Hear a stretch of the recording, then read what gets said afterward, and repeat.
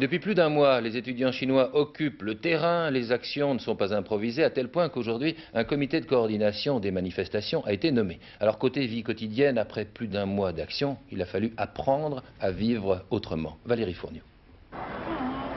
Pékin se réveille et s'achemine vers une nouvelle journée de lutte contre le pouvoir. Dans quelques heures, ces rues regorgeront de monde. Chaque jour, les étudiants organisent de nouveaux cortèges, ballets incessants qui irriguent la ville sous le regard parfois impuissant de la police. Bravant une fois de plus la loi martiale, ils se dirigent vers la majestueuse place Tiananmen, rejoindre ceux qui ont veillé, près de 200 000 étudiants qui soutiennent les grévistes de la faim.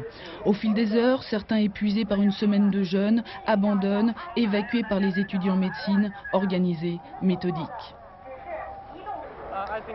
Je suis fier, mon peuple est en train de vivre et de faire ce qui ressemble à une libération.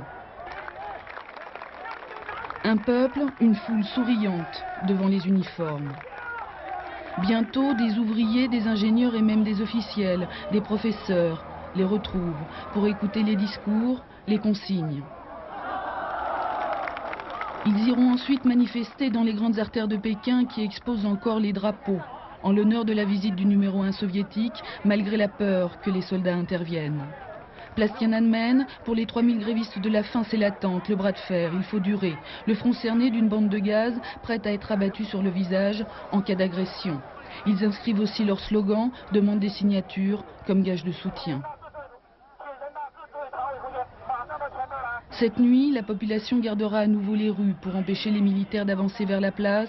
De nouvelles rumeurs d'entrée de l'armée dans Pékin circuleront. D'angoisse en soulagement, cette ville vivra une nouvelle fois sa nuit la plus longue.